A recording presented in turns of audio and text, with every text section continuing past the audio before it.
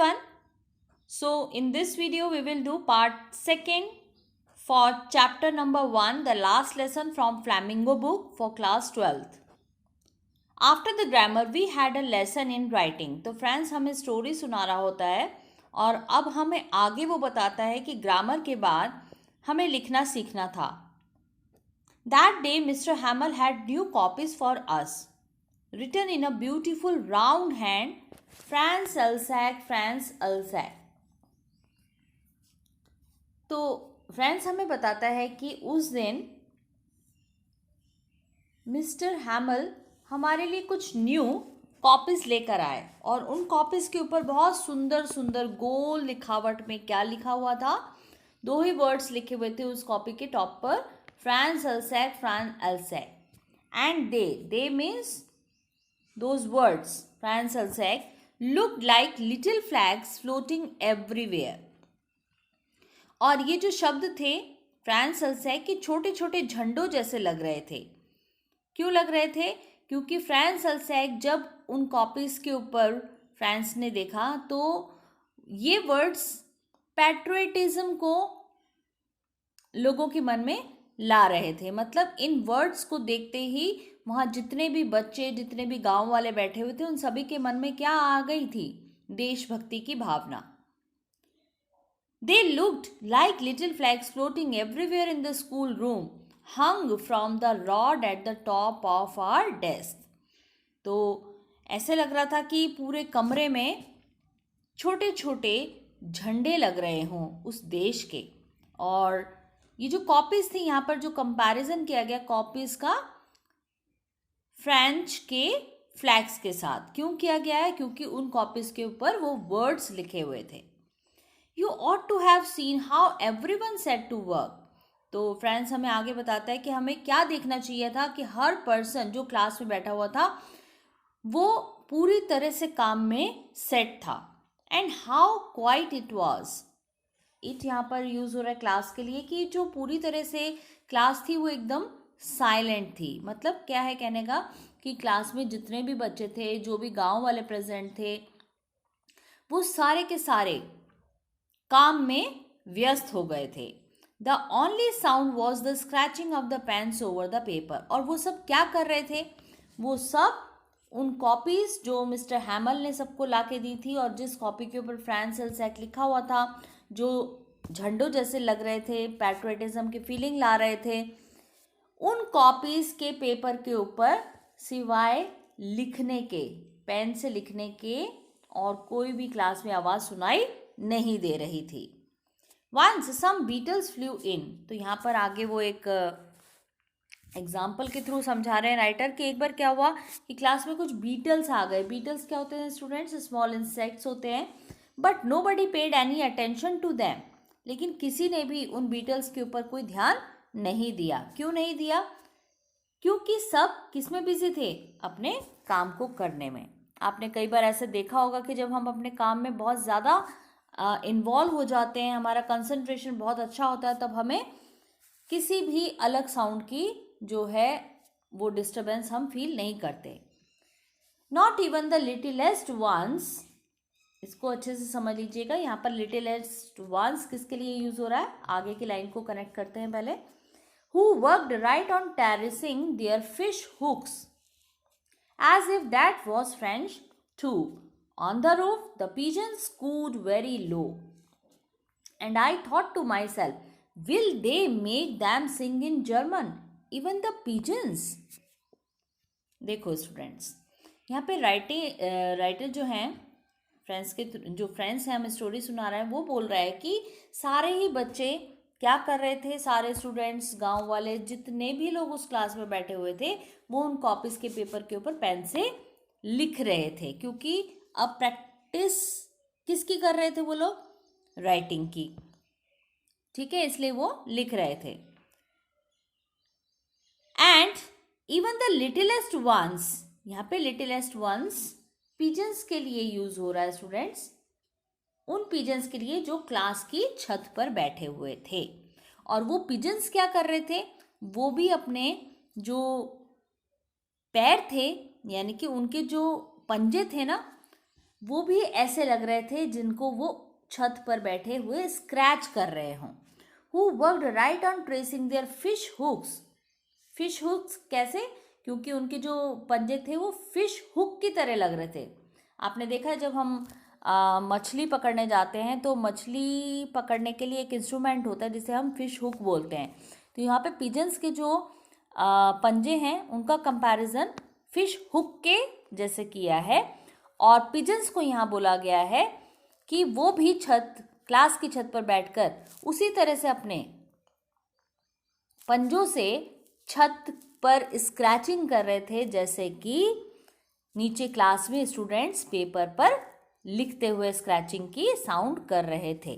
तो कहने का मतलब क्या है फ्रेंड्स का कि ऐसे लगता था कि वो भी मतलब बच्चों के अलावा जो पिजन बर्ड्स थे छत के ऊपर वो भी क्या कर रहे थे? वो भी राइटिंग की प्रैक्टिस कर रहे थे. On the roof the pigeons cooed very low. छत पर बैठे हुए पिजन्स बहुत धीरे धीरे आवाज में कू कर रहे थे. कू क्या होता है? कू जो पिजन्स की निकलने वाली साउंड होती है उसे बोला जाता है. वो बहुत धीरे थी. And I thought to myself, और फ्रेंड्स बोलता है कि मैंने अपने आप से सोचा विचार किया, will they make them sing in German. यहाँ पे स्टूडेंट्स दे किसके लिए आ रहा है? दे आ रहा है जर्मन्स के लिए. तो मैंने अपने आप से सोचा कि विल दे मेक दैम यहाँ पर आ रहा है पिजन्स के लिए. सिंग इन जर्मन कि भाई जो पिजन्स है उनकी तो अपनी एक साउंड होती है, उनकी अपनी ही एक मदर टंग है. तो क्या होगा जब यहाँ पर जर्मन्स आएंगे तो वो फ्रेंच लैंग्वेज को तो एकदम बंद करवा देंगे, लेकिन क्या वो इन बर्ड्स की भी जो साउंड है, जो इनकी मदर टंग है, उनको भी बंद करवा पाएंगे? इवन द पिजन्स, यहाँ तक कि पिजन्स की भी. तो क्या ऐसा पॉसिबल होगा? तो ये एक तरह से वो टॉन्ट कर रहे हैं कि भाई जो जर्मन्स वहाँ पर आने वाले हैं वो स्कूल्स में जो यूज़ हो रही थी फ्रेंच लैंग्वेज उसको तो वो बंद करवा देंगे, लेकिन क्या वो जो नेचर है और नेचर में जो बर्ड्स हैं, एनिमल्स हैं, उनकी जो लैंग्वेज है उनको भी क्या वो जर्मन में चेंज करवा पाएंगे? Whenever I looked up from my writing, I saw Mr. Hamel sitting motionless in his chair. अब बीच में क्या होता है कि जब वो राइटिंग कर रहे होते हैं सब, तो बीच बीच में राइटर कहता है कि whenever I looked up, जब कभी भी मैं ऊंचा उठकर देखता लिखते समय, I saw, तो मैंने क्या देखा? Mister हैमल sitting motionless. मोशनलेस क्या होता है? Without any motion.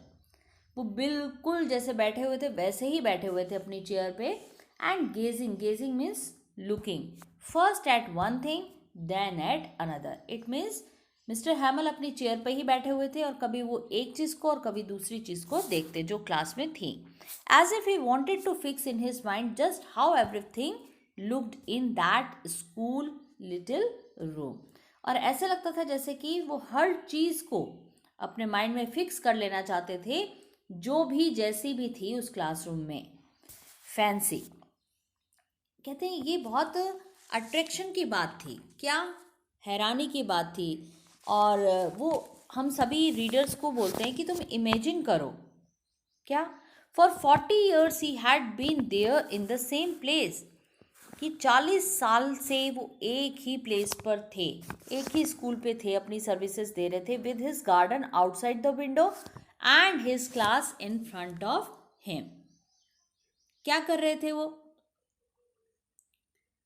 40 साल तक वो उसी स्थान पर रह चुके थे, बिल्कुल इसी तरह खिड़की के बाहर उनका बगीचा था और उनकी जो क्लास थी वो उनके सामने थी. यही सब चीज़ें थी जिनको वो डेली देखा करते थे. Just like that only the desk and benches had been worn smooth. हाँ, बस दो ही चीज़ें थी जो जिनमें कुछ चेंजेस आए थे, और वो दो चीज़ें क्या थी? स्टूडेंट्स की बैठने वाली डेस्क और बेंचेस, क्योंकि वो बैठ के थोड़ा घिस गई थी तो स्मूथ हो गई थी वो. The walnut trees in the garden were taller. Walnut क्या होता है स्टूडेंट्स? अखरोट. अखरोट के जो पेड़ थे, हाँ, वो थोड़े से ऊंचे हो गए थे, लंबे हो गए थे. And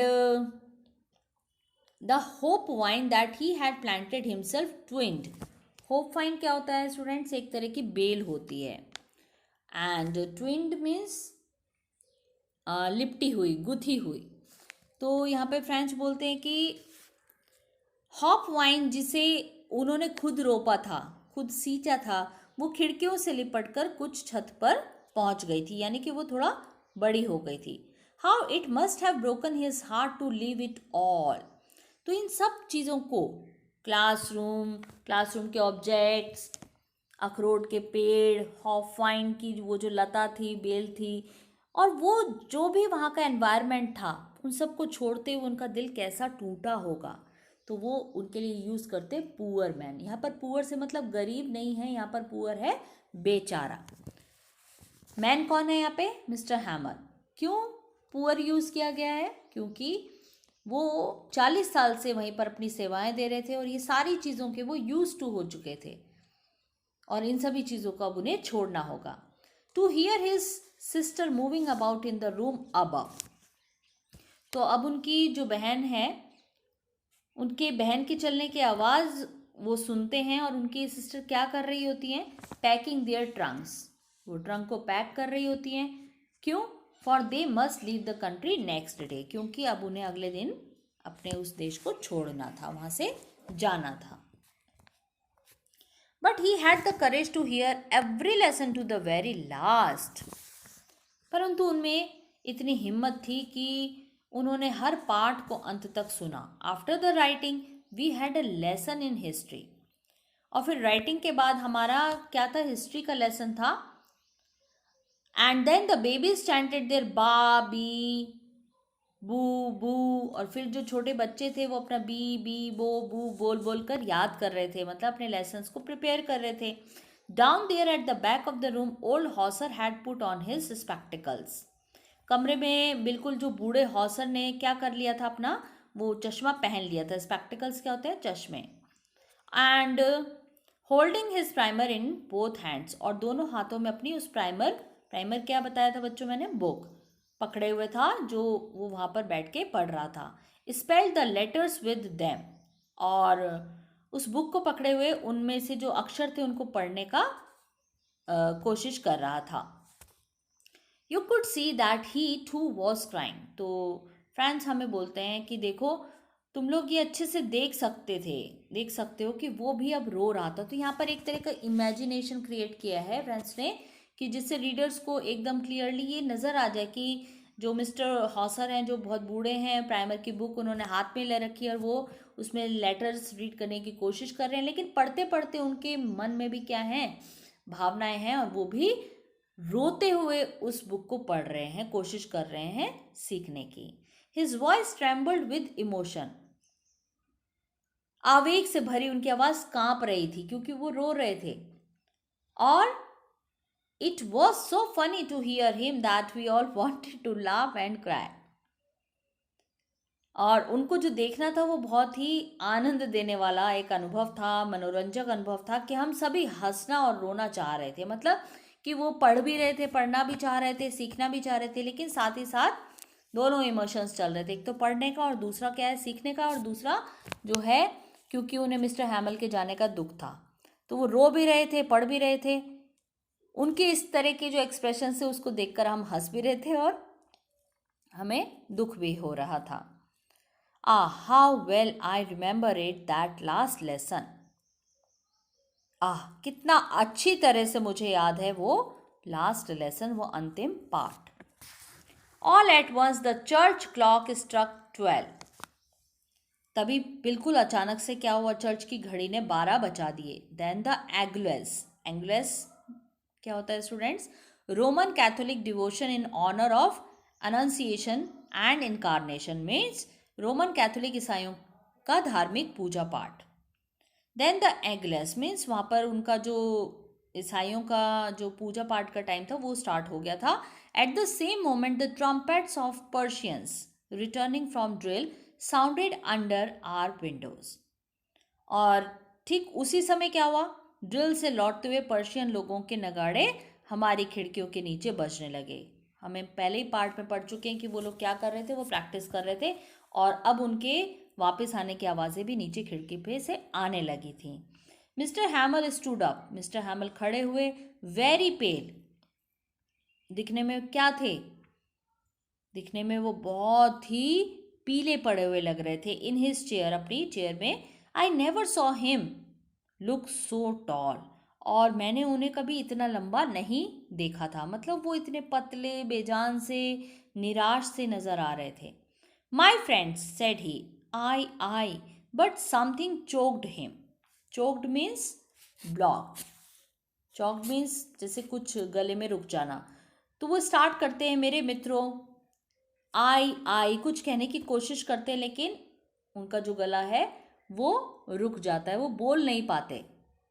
he could not go on means आगे वो अपनी बात को रख नहीं पाते। Then he turn to the blackboard. फिर वो ब्लैक बोर्ड की तरफ टर्न होते हैं। To a piece of chalk का एक टुकड़ा उठाते हैं। And bearing on with all his might, अपनी सारी शक्ति लगाकर, हिम्मत करके, he wrote as large as he could, बहुत बड़ा बड़ा, जितना बड़ा वो लिख सकते थे उतना बड़ा वो लिखते हैं।